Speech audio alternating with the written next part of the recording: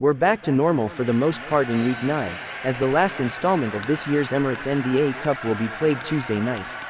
With those stats not set to count for fantasy scoring purposes, we're left with just one 4-game team and more clubs on 2-game schedules than those with 3.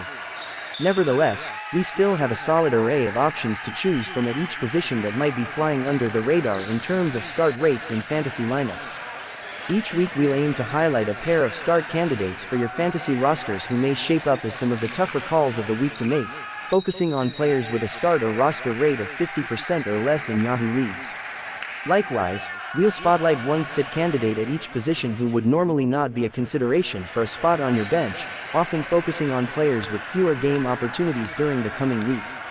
Teams with 4 games: Sacramento Kings.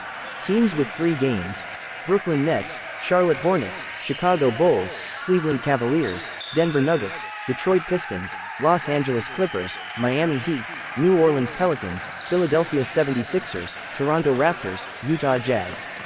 Teams with 2 games: Atlanta Hawks, Boston Celtics, Dallas Mavericks, Golden State Warriors, Houston Rockets, Indiana Pacers, Los Angeles Lakers, Memphis Grizzlies, Milwaukee Bucks, Minnesota Timberwolves, New York Knicks, Oklahoma City Thunder, Orlando Magic, Phoenix Suns, Portland Trail Blazers, San Antonio Spurs, Washington Wizards.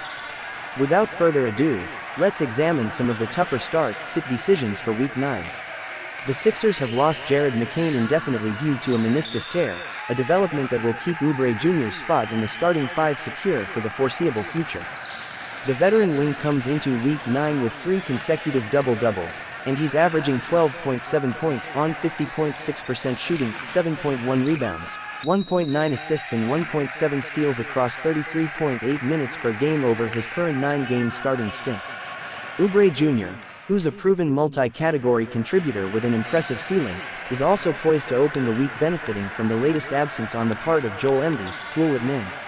Much like Oubre, Dosunmu is a capable multi-category contributor who is in the midst of an impressive run of starts where he's averaging 16.1 points on 61.8% shooting, including 46.3% from three-point range, 5.5 assists, 3.2 rebounds and 1.3 steals per contest over a 10-game sample.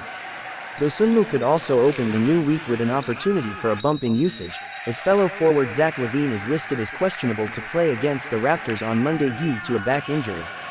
With his role in the first unit secure and the Bulls seemingly in high-scoring affairs nearly every time they take the floor, Dosunmu is very viable on a 3-game week and also can be utilized in a forward roster spot in your lineup.